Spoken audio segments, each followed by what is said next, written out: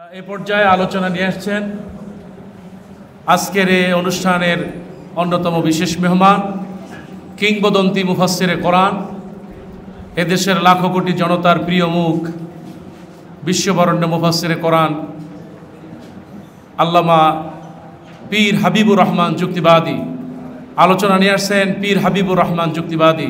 ফালিয়াতাফাদ্দাল মাশকুরা। লিল্লাহি তাকবীর, লিল্লাহি তাকবীর। আসসালামু আলাইকুম ওয়া রাহমাতুল্লাহ।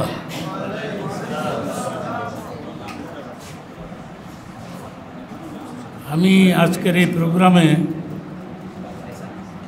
উপস্থিত হতে পেরেছি এতগুলো মুফাসসির এবং উলামায়ে কেরাম, আপনাদেরকে কিছু সময় দিতে পারলাম।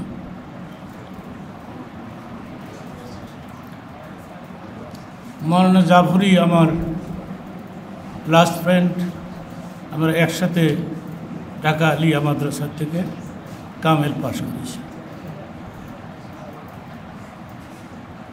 ওনার বয়স আর আমার বর্তমান বয়স কাছাকাছি,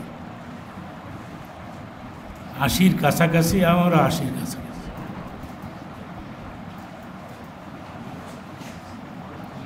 আপনাদের অনেক প্রোগ্রামে আমাকে ডাকা হয়, মৌলানা আজহারী সাহেব।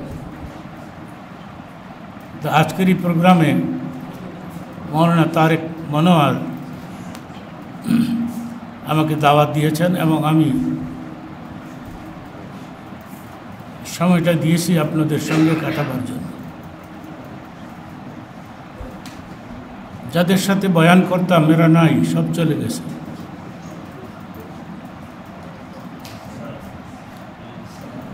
বিশেষ করে মৌলানা সাইদি সাহেব আমার খুব প্রিয় এবং বন্ধু মানুষ ছিলেন। মৌলানা জাফরি সাহেব জানে, তারেক মনোয়ার জানে, কিছু ওলামারা জানে।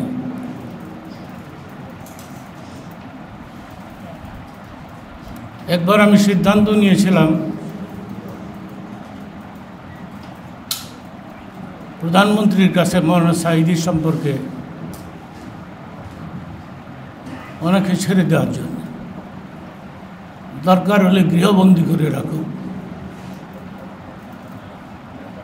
আওয়ামী লীগের একজন লিডারের সঙ্গে আমি এই পরামর্শটা নিয়েছিলাম। তিনি বললেন, খবরদার, আপনি এই কথা বলতে যাবেন না, আপনিও গিল্টি হয়ে যাবেন, আপনাকেও জেলে ধরে নিয়ে যাবে।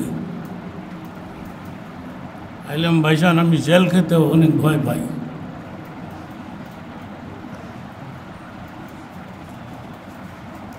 মৌলানা সাইদি যে আমার কত প্রিয় মানুষ ছিলেন এটা আপনারা বুঝবেন না।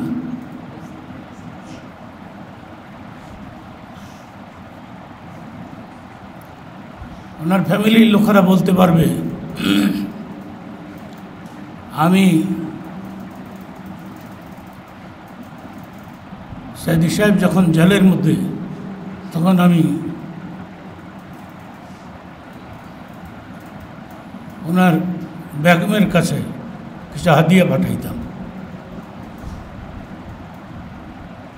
এই কথাটা এতদিন পরে আমি আপনাদের সামনে ব্যক্ত করলাম। ওনার সুযোগ্য সন্তান তিনিও জানেন। একবার আমি 1 কেজি খাসির গোশত কিনে পাঠাইলাম।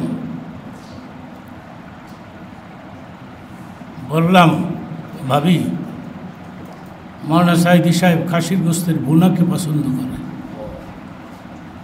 আপনি এটাকে ভুনা পাকায় নিয়ে যাবেন, জেলখানায় তাকে দিবেন, সে খাবে এবং আমার সালাম বলে দিবেন। সবগুলি কথা এবং সত্য, পরীক্ষিত।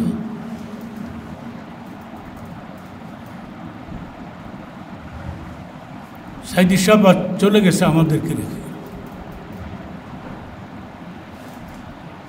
ওনার মতো একজন মুফাসসির এই পৃথিবীতে আর আসবে কি না আমার মনে হয় না।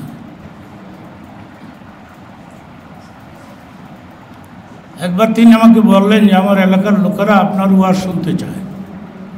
আমি বললাম আপনি থাকতে আমার কি প্রয়োজন।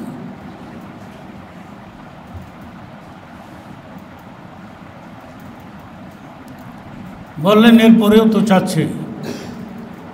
এরপরে বললাম একটা সময় আপনি আমাকে বলে দিবেন, আমি যাব। আর তখনই ওনাকে অ্যারেস্ট করা হলো, জেলখানার মধ্যে ঢুকাই দেওয়া। এরপরে এই প্রোগ্রামটা আর হয়নি।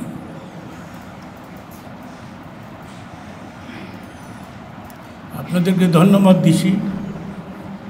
আপনারা এতগুলি ওলামা মুফাসসির সমবেত হয়েছেন, আপনাদেরকে ধন্যবাদ।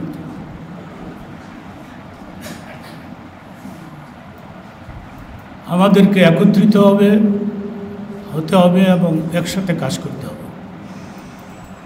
একটা গোল্ডেন চান্স এইবার কিন্তু চলে যাবে। এইবার কিন্তু একটা সুবর্ণ সুযোগ চলে যাবে, এটাকে কাজে লাগাতে হবে।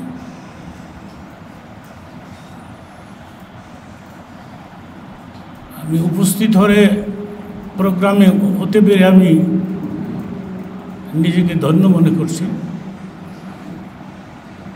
আমাকে দোয়া করবেন, বয়স হয়ে গেছে, হঠাৎ করে আমিও চলে যাব, সবাইকে যেতে হবে।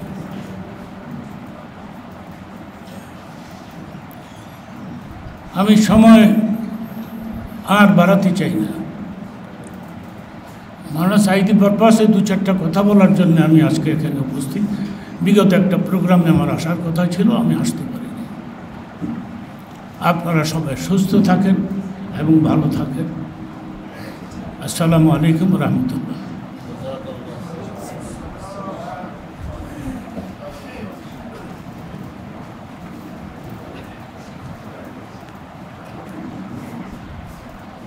মাশাআল্লাহ, অত্যন্ত চমৎকার আলোচনা করলেন আমাদের প্রিয় মানুষ, কিংবদন্তি মুফাসসিরে কোরআন আল্লামা মীর হাবিবুর রহমান যুক্তিবাদী।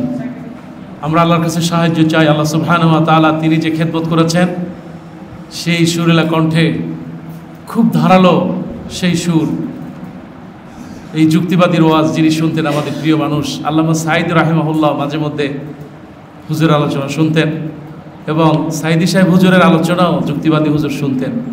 এটা আমাদের জন্য একটা শিক্ষা হওয়া উচিত। এক বক্তার আলোচনা আর এক বক্তা শ্রবণ করা এবং তার থেকে কিছু পরামর্শ নেওয়া। আল্লাহ সুবহানাহু ওয়া তাআলা আজকের এই মাহফিল থেকে দোয়া করি আমাদের প্রিয় মানুষ মীর হাবিবুর রহমান যুক্তিবাদী হাফেজাহুল্লাহ, আল্লাহ যেন তার হায়াতে বারাকা দান করেন, বলি আমিন।